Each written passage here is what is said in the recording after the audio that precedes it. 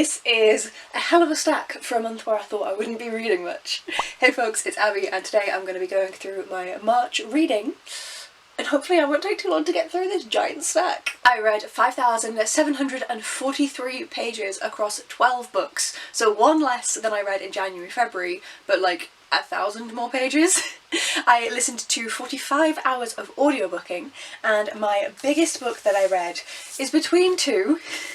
This is Children of Time by Adrian Tchaikovsky. This one was 704 pages, but I did also finish the Bible in this month. I started reading it on the 1st of January, so it doesn't really count, but this is 1,275 pages. And then on a very similar note, the oldest book that I read this month, so the Bible, but one we're not entirely sure, I think it's from like 480, but also read it across 3 months. So the oldest book that I read entirely in March was Elantris by Sanderson, and this was published in 2005. For the genres that I read one contemporary book, one sci-fi, one classic, 2 non-fictions, and 7 fantasy books. For the nationality of the authors, I have 1 unknown nationality, 1 Irish author, 3 American authors, and the other 7 are English. I always struggle the most with the format that I read the book in, because after the fact I don't really remember. I'm like, I don't know man, I just read them and had a good time. This is the moment where I've just realised that my numbers have been slightly off when I've been holding it up, because I read one of them that I don't physically own a copy of. Just run with the verbal numbers and not what I've held up. For the format I read 3 ebooks, 2 paperbacks, 3 mixed media between physical reading and ebooks, 3 audiobooks. Now we can finally, this is more of a mess than it usually is, we can now finally delve into each and every book. The very first book that I finished in March was I Shall Wear Midnight by Pratchett. This is the 38th Discworld book and is a Tiffany Aching one, and I loved this just as much as I thought I would. I have really grown to adore Tiffany Aching. When I first delved into her works, I was a little worried they are YA rather than adult like the rest of the Discworld books, and it was a slightly different direction for the books to go in. However, I have fallen in love, and I do love her just as much as I love the rest. I also really enjoyed this story. I always enjoy the wee free men and having them in each and every book. They are madness incarnate and it's great fun. And I really enjoyed how there was a slight amount of time travel play, a teeny bit, in this book. I always appreciate that. It was a very good story, but not the most enjoyable, because a lot of it was about her struggling to fit into her own community and the fact that there was like a spell on her to kind of prevent this. So it wasn't the most fun to read in that aspect, but it was a very good book, very good messages as always. Pratchett knocks it out of the park every time. Then, did I enjoy a V.E. Schwab? This Savage Song by V.E. Schwab is the first book in a duology. I forget what the second one's called. It's like Our Dark Duet or something. And this is, it's almost like a Romeo and Juliet retelling. Is it?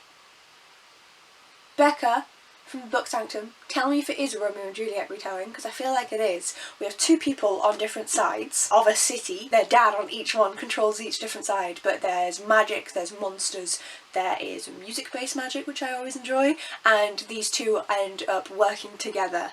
And I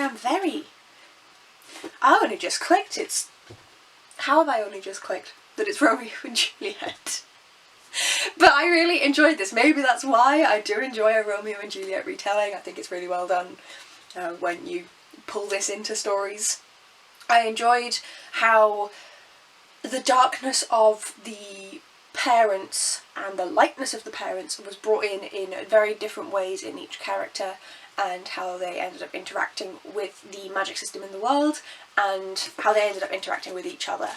Usually my biggest issue with V.E. Schwab is that her plot lines are good, but that I never am drawn in enough to care. And don't get me wrong, I'm not like, this is my new favourite book, but I cared about these 2.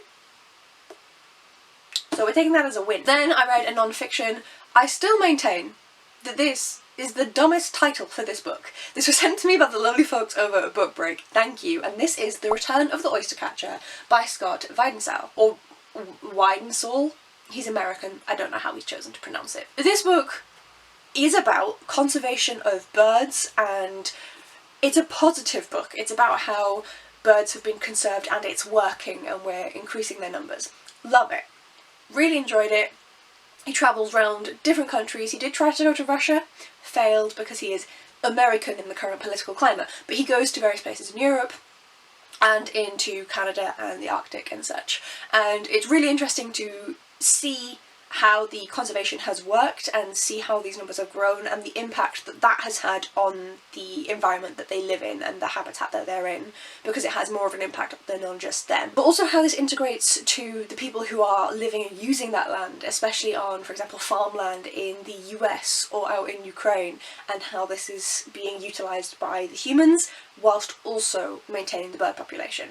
So this is a really good book, I really enjoyed it, but the title makes no sense because oystercatchers aren't mentioned until like 200 and something, like over 250 pages in, and they're mentioned for like 5 pages.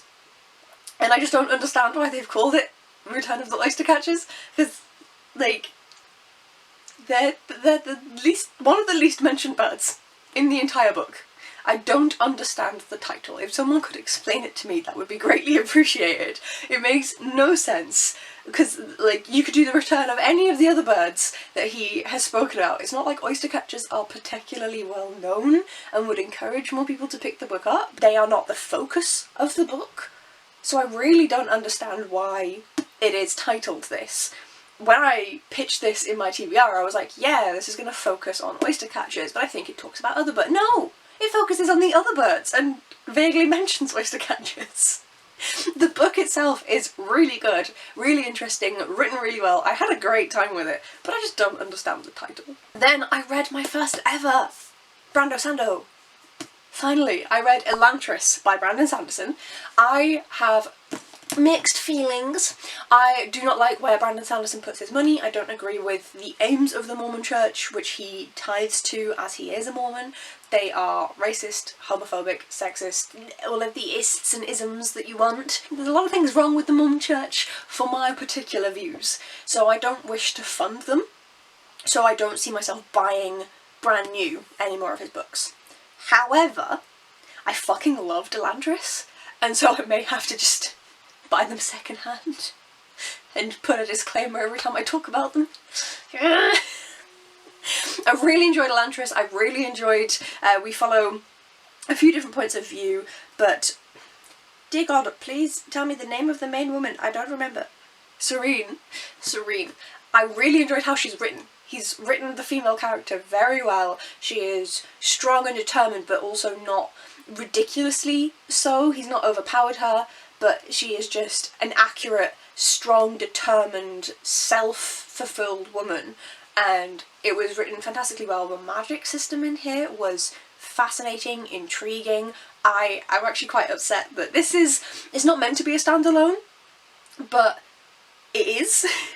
So this is one of his older books. It was written in 2005, and he's never written any other full novels to go along with it, but there is clearly set up for a potential sequel and stuff. I do wonder if this is in the world of what he writes elsewhere, and that's where this comes in, but it was just absolutely fascinating to see the political machinations, as well as to see the magic system, which is dead, and yet we are learning about it, to see the struggles of these people who are essentially made disabled overnight and are outcast, and so to see their struggles in the society, and it's just so well done, infuriatingly. This was absolutely fantastic. It was gifted to me by the wonderful Renee Reeds. Thank you so much.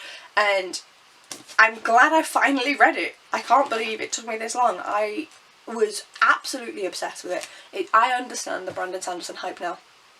Infuriatingly.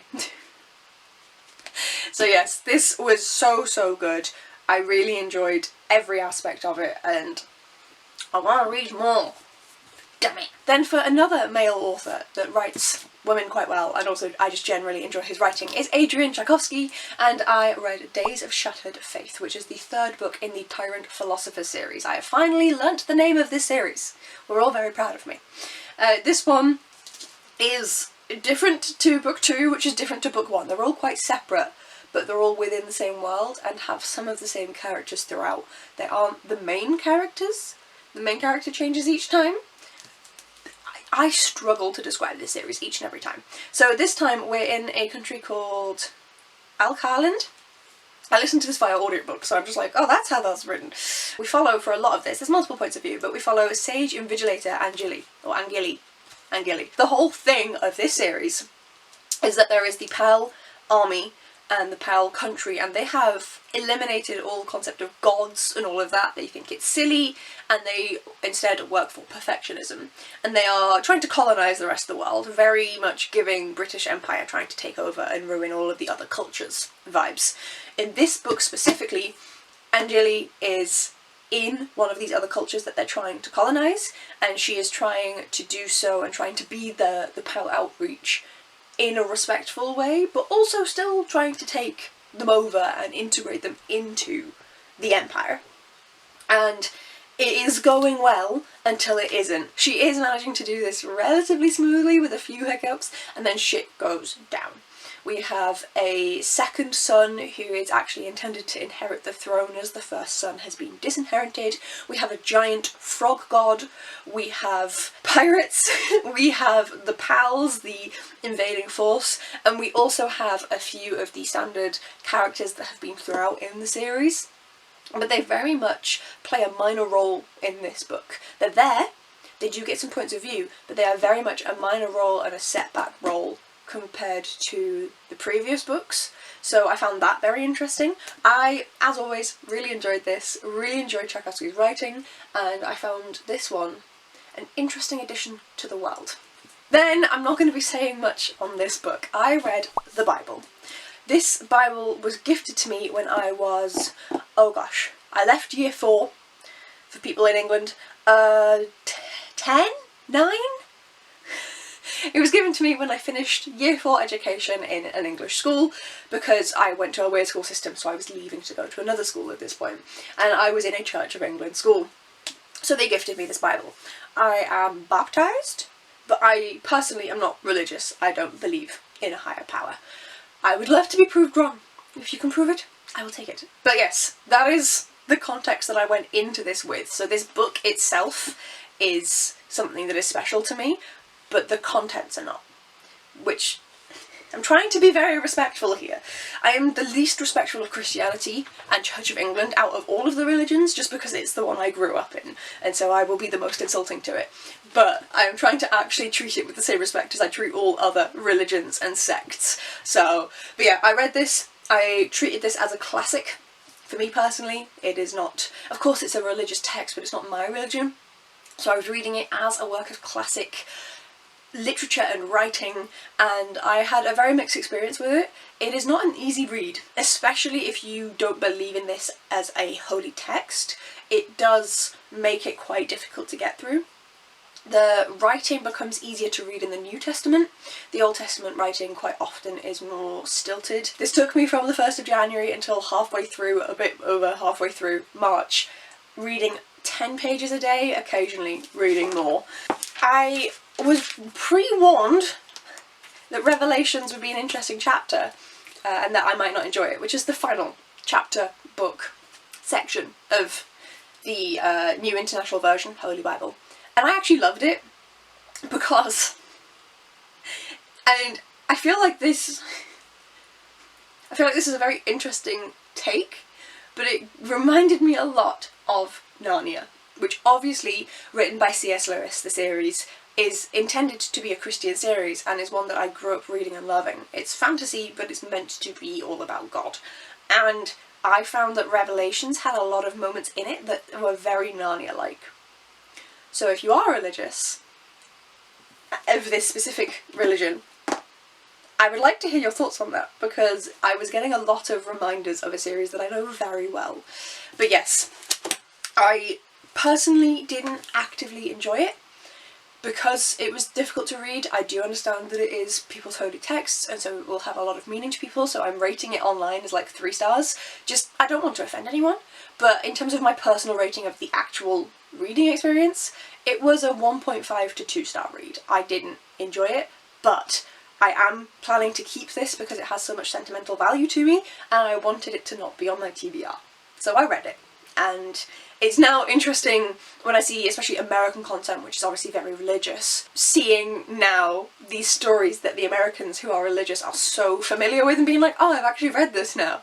It was very interesting because even though I did grow up C of E, Church of England, we didn't read the Bible, which is interesting because the school that gave me this, my mum works in, and now has them like hanging on strings next to what would Jesus do signs, but I still don't think they read it in school. So it was interesting to actually read these things that I've seen referenced.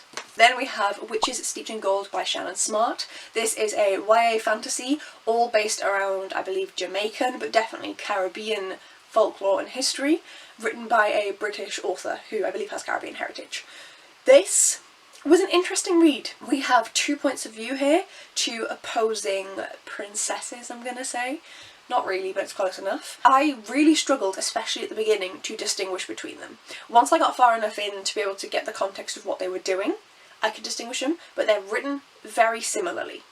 And so when you're first learning who's around them and what situations they're in, it was very difficult. I kept having to flick back and check who was actually at the start of the chapter to know who I was reading about. The world building is very interesting, obviously built off of Caribbean and Jamaican folklore and religion, and so that was really interesting to see. There's clearly stuff that I don't know about that's linked in here that I have learnt something about in this book, but I don't think I've learnt quite enough. But I do think that the Caribbean influence is really interesting. I have heard things online about the patois usage in here, and so I do want to mention that. I've heard people online saying that the patois is too heavy-handed and too forced. However, as someone who doesn't speak patois and has never lived in a region where it's the predominant language, I'm not going to comment on it. I have heard these words, one of my best friends is Jamaican, and so I've heard him speaking these words, and so cool, they definitely come from Jamaican patois, wonderful, but other than that, I don't know. However, I wanted to mention it so that anyone who actually does know can go in aware of this. The plotline of the fantasy novel itself, it seemed a little disjointed, and people don't seem to really know what's going on, including, it felt like, the author. So I am very curious to pick up. I have the second book in the duology, Empress Crowned in Red, so I am very curious to see how that links in. But it doesn't feel like the most fully formed and fully fleshed out novel, and I do believe it is a debut, which would explain some of that. Then, another Adrian Tchaikovsky, but a very different one. This is Children of Strife, the 4th book in the, what is this series even called? Children of Time series? The first book is Children of Time. And this chunker obviously took me a little while to get through, but I am obsessed with this series. In the very first book of these 4, we are following Evaristo, which is a woman who was sent out on a spaceship from Earth to go and colonise other planets. Earth is dying, we fucked it, and she's going off to terraform to hopefully then, when other humans come after her, they can come and live on the planet. However, obviously things don't go to plan, both the humans coming and the terraforming, and we end up in book 1 with conscious spiders. And I will say, and this is partly because it's just me and I'm dumb, I didn't realise the size of the spiders until this book. I thought they were much bigger, and then in this book they mention how big they are, and I'm like, this is much smaller than I thought they were like human-sized, like fucking giant. No, they're just like the size of a small dog. I should say, arachnophobia warning, I'm so sorry. And so these spiders become sentient because of the Evaristo and the humans' actions, and we see them becoming spacefaring people. Humans are always included in these books as well. There are always some humans that have escaped Earth and we are interacting with them. We have a variety of different species. We have octopodes, octopi, octopuses. We have spiders. We have plants. We have... I'm forgetting now. What is that called? Is it a shrimp? I think so. So we do have various different creatures that then have sentience and are involved in this intergalactic world. And it is so intriguing it talks a lot about humanity and about how we currently deal with things. Even though we're looking at different species, it's very much talking about how we interact as a society and the faults and the flaws that we have there, but also the good and how we survive. This series is so damn good. If you've read the previous 3, you will enjoy Children of Strife as well. I had such a great time with it, and if you haven't picked up this sci-fi series, I know it's intimidating, but if the other ones obviously aren't quite this big, I think they're like 500 pages, so they're not small, but I really do recommend because they are absolutely engrossing and so well written. Then I read another non-fiction, and this is Tools for Life by Dr. Kirren Schnack. Schnack. Love it. And this is essential therapy skills everyone should know. I want to go back to this book and action the stuff in here, which is why I have some little tabs, but I was just reading it through this first time. Dr. Schnack is themselves a therapist, and they talk about some really basic ways to kind of become more yourself, become assertive, and become happy in yourself. So find yourself through your values, freedom from the fear of rejection, letting go of unhealthy comparison, how you stop people pleasing. So this is a very interesting book. I would like to action some of the stuff in it because I definitely do. Why am I tapping this? But I definitely do have some of the issues that I mentioned in here, so I would like to go through and try and action some of these. It was a really interesting read, obviously backed up by a lot of science and references in the back, and I would be curious to see if this works, but I enjoyed it. Then a book that I have tried to read a couple times, and I hadn't got into it, and so I was really nervous about finally reading this, but I read Girl, Woman, Other by Bernadine Evaristo, and I loved it. I ended up listening to this via audiobook, which is split up into, I mean, as the chapters are, if I can find it. Each chapter has different women in it, and these women are all tangentially slightly related to one who comes before and after them. And it's just women that live in England. It is primarily in the southeast of England, and then, Northumberland! And York! I was fucking loving it. If you don't know, I was raised in Northumberland and I currently live in York. And I was actually living in the southeast when I was a child. That's where my dad's from. So, I love this. It is all about black women living throughout different time periods in recent British history. How they had to deal with prejudice, how they dealt with life, with love, with their own self-understanding, and it was so fascinating. I loved each and every perspective. They all brought something very different, and because they were interconnected slightly with ones before and after them, you would see someone's perspective of someone else and then see the person's own internal perspective, and it really changed how you saw their actions that were seen from the other person's point of view. It's very much a reminder of humanity, a reminder of the fact that everybody sees themselves in a way that is probably different than you see them, and everyone sees you differently to how you see yourself. It really focuses on the importance of being yourself and doing things that you think are right, but also the importance of surviving, and obviously this is written about black women in Britain, so that is a huge focus of this book as well, something that I cannot relate to, but was really, it really impacted these women's lives obviously, but it really twisted them in certain ways and in certain directions. They had to fight obviously a lot more than women who were white had to just get jobs, to be seen as respectable women, and to even be able to get married and to find partners, and then in the modern day to be seen as equal.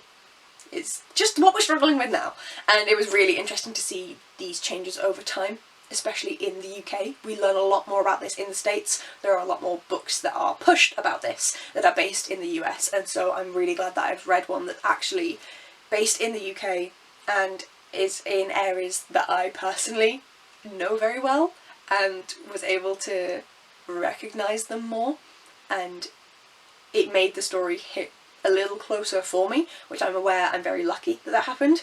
But this is just so good, and really, if you've not been able to comprehend the struggle that black women have went through in the UK, because obviously I already knew, you guys know me well enough, but knowing it and then like experiencing it within the world of fiction, which is the closest I can come to experiencing it because I have white privilege, is two very different things, and I'm really glad that I was emotionally invested in this story and got to kind of experience it on a more personal level than I would be able to otherwise without this novel. This is what fiction is for. It is to allow you to experience other people's lives in a way that you wouldn't be able to otherwise.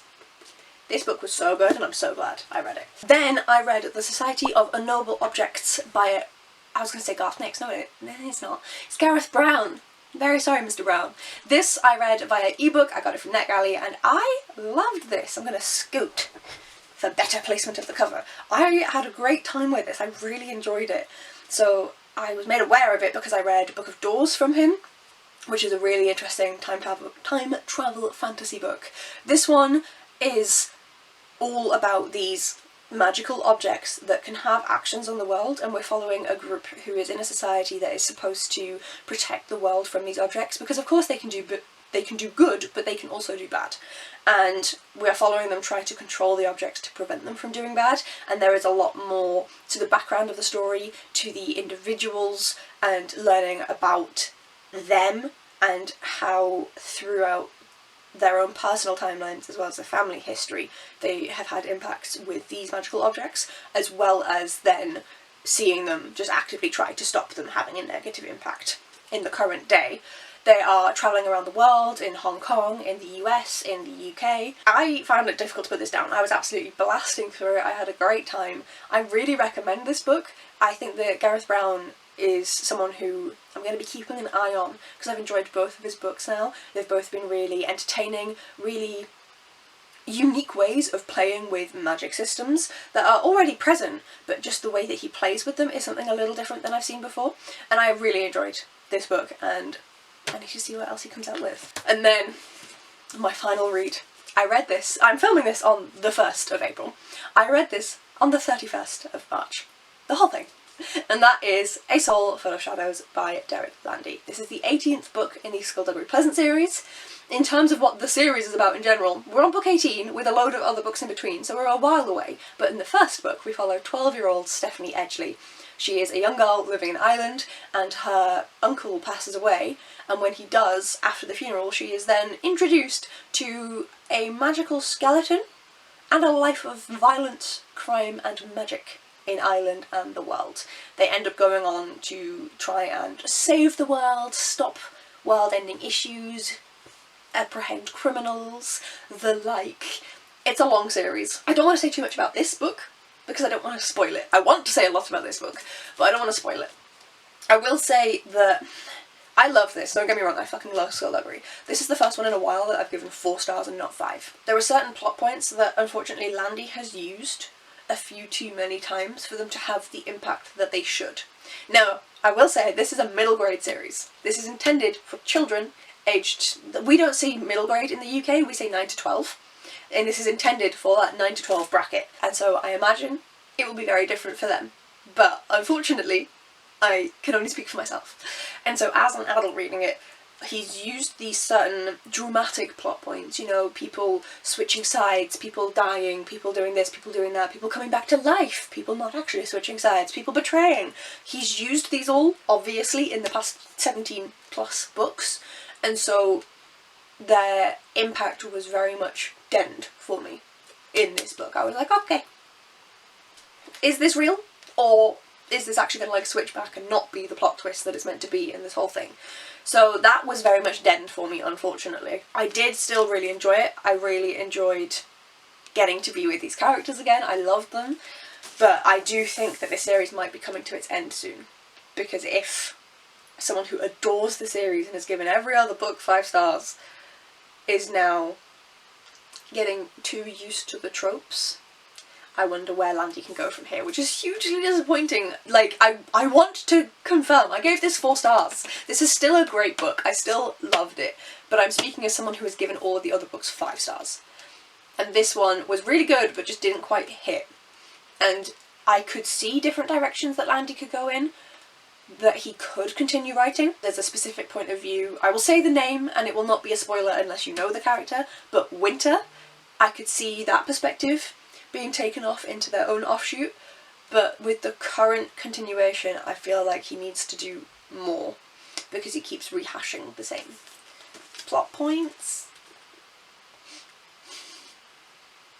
This was like my most anticipated read of the year and I didn't give it 5 stars, so I'm really disappointed, and I'm also terrified that Becca from the Book Sanctum is going to yell at me in the comments. I'm not wrong though, I still loved it, but I'm not wrong. But also, this is a middle grade series, so am I complaining about something that is inevitable? Of course, middle grade is not going to have... I say this, but I feel like... I was going to say, of course, middle grade doesn't have as much depth. That's a load of shit. It can very much have as much depth, but I feel like they have less availability to play with dark things, which is what this whole series is, because you have to keep it readable for kids. You can't go too dark, because it is for children. And so I wonder if that is limiting it. But I loved this series so much. I still loved this. I still gave it 4 stars. If I could speak about the actual book, I would be able to like talk about all the bits I like. But everything that I liked is very series specific to spoilers in this one, so I don't want to ruin anything. What a sad note to end on. Those are all of the books that I read in March. It was a lot more than I expected to read because I was getting slowly through some of these chunky books. I had a lot of books over 400, 500 pages this month. So I did not expect to get through quite as much as I did. And it should be interesting for next month if you've seen my April TBR. Am I reading too much? Probably. But please do let me know your thoughts down in the comments below, especially the skullduggery. Try and keep it spoiler free, please, if you can. DM me if you want to not spoiler free. That's going to be Becca. But I would love to hear all of your thoughts about these books down below. It was a really interesting month, and I am very glad that I got through these books. Thank you so much for watching, folks, and I will see you in the next video. Bye!